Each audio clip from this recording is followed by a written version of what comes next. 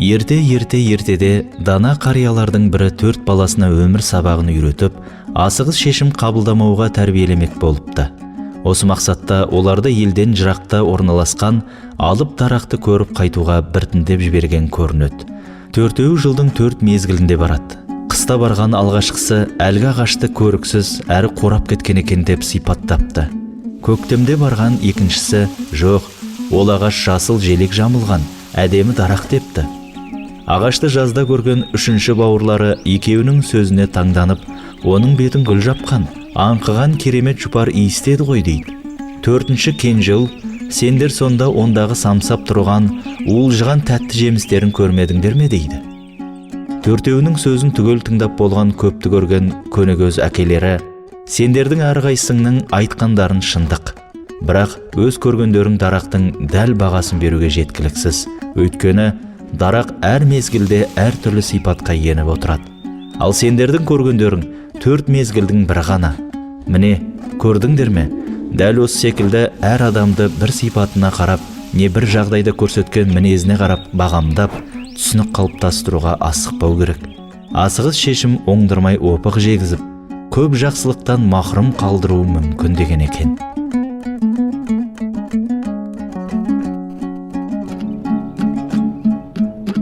Ертеде егіншілікпен айналысатын Мәди мен Мейір деген екі бауыр өмір сүріпті. Үлкені Мәди үйленген, балалы шағалы болса, кішісі Мейір бойдақ екен. Алайда олар соған қарамастан жыл сайынғы егін өнімін өзара тең бөлісіп отырады екен. Күндердің бір күнінде Мейір: мен осы не істеп жүрмін? Ағам болса жанұялы, балалар көп, ал мен жалғызбын. Ішіп жемме көп кетпейді. Онымен өнімді бұлайша тең бөліп жүргенім еш әділдікке жатпайды ғой деп, сол түні қамбасынан бір қап дән әкеліп, ағасының қоймасына білдірмей төгіп кетеді. Осы әдет бірнеше күнге жалғасады. Осы күндері Мәди де інісінің жайын уайымдап ойға кетеді. Мен осы не істеп жүрмін? Менің сүйеу болар әйеліммен жәрдемдесетін балаларым бар, ал інім жалғыз. Оған болашағын реттеп жағдайын жасау үшін көбірек өнім керек емес пе деп, ол да әр түні білдірмей інісінің қамбасына бір қап дәннен таси бастайды. Осы сарынмен арада біраз уақыт өтеді. Алайда екеуі де қанша күн өтсе де өз қоймаларындағы дәннің ортaya қоймайтынын байқайды. Сол күні түнде екеуі де өз қамбаларын тексеруге шыққанда кенеттен бір-біріне жолығып қалады. Жағдайды бірден түсінген олар қолдарындағы қаптарын тастай салып, көздеріне жас алған күйі құшақтаса кетеді.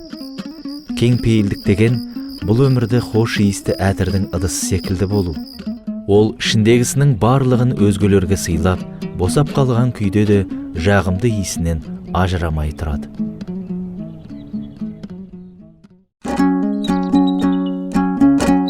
Ертеде бір патша ең жақсы әрі көркем сөз айтқан адамға 400 ділдә берем деп жарлық шығарыпты. Келесі күні нөкерлермен сапарға шығады. Жолда жас зәйтүн ағашының шыбығын көшеттеп жатқан 90-дағы қарияны жолықтырады. Патша оған: мына көшетіңіз жеміс бергенше жоқ дегенде 20 жыл керек. Төріңізден көріңіз, жақын қалғанда жемісін көрмейтін іске неге арамтер болып жатырсыз дейді. Сонда қария: бұрынғылар еккен ағаштың жемісін біз теріп жеген болатынбыз. Енді біз еккен ағаштан кейінгілер жемей ме дейді. Патша неткен әдемі сөз дейді де қарияға 400 ділдә бергізеді. Ақшаны алған қарт күлімсірейді. Сонда патша: неге күлдіңіз деп сұрайды. Қария: зәйтүн ағашы 20 жылдан кейін жеміс берсе, менің ағашым қолма-қол жеміс берді дейді.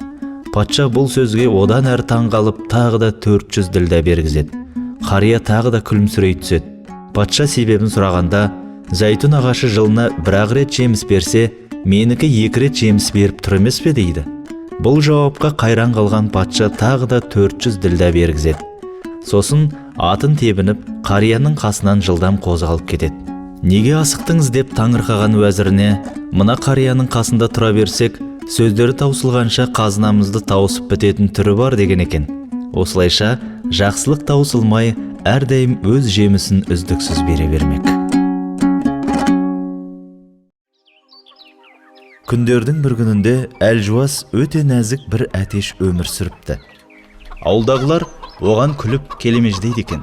Күндердің бір күнінде ауылдағылардың мазағынан әбден қажыған әтеш қораздардың патшасына жылап келіп: Ауладағылардың барлығы мені мазақ қылып, менің әрбір ісімді күлкіге айналдырады. Мен әбден шаршадым.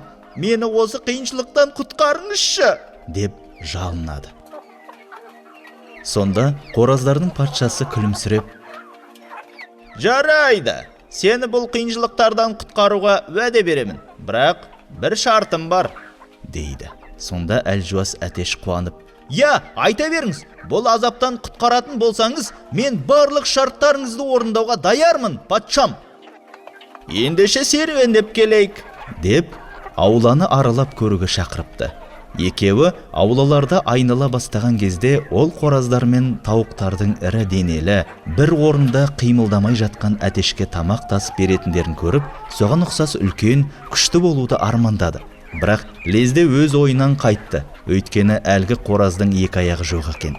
Сондықтан басқа бауырларының мейірімі түсіп, оған тамақ апарып беретін еді. Сөйтіп, патша екеуі ауланы аралап кезуді жалғастыра берді. Кенеттен арық қораз екі аяғы күшті, үлкен әтешке басқалардың тамақты аузына салып беретінін көріп: Ей қораздардың патшасы, мен барлығы өзінен қорқып, аузына тамақ салып беретін ана үлкен әтеш сияқты болуды қалаймын, деді. Бірақ лезде өзінің ойынан қайтты. Өйткені жаңағы үлкен қораздың тұмсығы жоқ болғандықтан тамақтан алмайтын. Егер басқа қораздар мен тауықтар көмектеспесе, ол аштан өлетін еді. Екеуі солай ауланы айналып жүре берді. Бір кезде арық қораз қатты қуанған соншалық ұшып кете жаздады. Себебі екі аяғы күшті, тұмсығы өткір қоразды көрген еді. Патшам, мен мына қоразға ұқсағым келеді. Сол сияқты екі аяғым күшті, тұмсығым өткір болған қалаймын, деген сөздерін аяқтап үлгермей-ақ лезде өз ойынан қайтты. Өйткені әлгі әтештің екі көзі көрмейтін естіді. Сонан соң арық қораз патшаға былай деді: Ей қораздардың патшасы, сізге алғысымды айтамын. Мына нәрселерді көргеннен соң менде ешқандай қиыншылық жоқтығын түсіндім, деді. Қораздардың патшасы бұл сөзінің мәнісін сұрады. Ол былай деп жауап берді: Кім деген басқалардың қиыншылығын көрсе, өзінің қиыншылықтарын ұмытады. Мен арықпын, бірақ жер басып жүруіме қажетті екі аяғым, көретін екі көзім, тамақ жейтін тұмсығым бар. Сонда қораздардың патшасы: Расында жаратылыстардың арасында шүкір етушілер өте аз. Сені серуенге алып шығуымның мақсаты да осыны түсіндіру болатын. Сен көргендеріңнен ғибрат алғандығың мені өте қуантты, депті. Сол күннен бастап арық қораз денесінің нәзіктігіне еш ренжімей, дененің сау екендігіне қуанатын болыпты.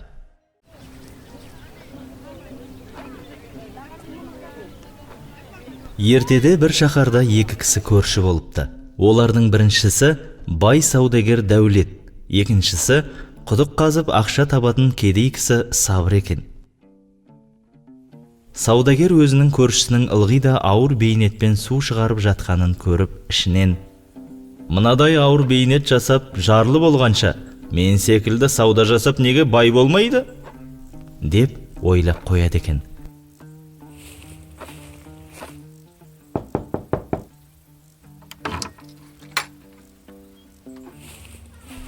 Бір күні ол көршісіне: Қашан көрсем де ауыр бейнетпен пұл тауып жүргеніңді көремін. Бірақ әлі күнге байыған жоқсың. Сонда тапқаның қайда кетеді? Табысымды 4-ке бөлемін. Бірінші бөлігімен қарызымды өтеймін. Екінші бөлігін қарызға беремін. Үшінші бөлігін алдыңғы күнге азыққа қалдырамын. Төртінші бөлігін ғана әйелім екеуіміз азық етеміз, деп жауап беріпті кедей көршісі.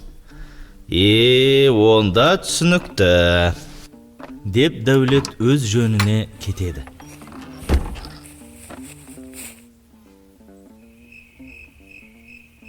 Бірақ сөздің мәнісін ұқпай, түнімен бас қатырып ұйықтай алмайды. Азанда болмағасын көршісіне барып, айтқанын түсіндіріп беруін өтінеді. Сонда көршісі сөзінің мәнін былай түсіндіріпті: Бірінші бөлігімен қарызымды өтеймін дегенім, табысымның бірінші бөлігін кәрі ата-анама беретінімді айтқаным. Олар мені өмірге әкелді, бақты, өсірді. Олардың еңбегін түгел қайтару еш мүмкін емес. Перзенттік борышты ешқашан толығымен өтей алмаспын. сонда да оны өтеуге тырысамын. Өйткені ата-анасына жақсылық жасаған бала пайғамбарлармен бірге жәннатқа кіреді деген.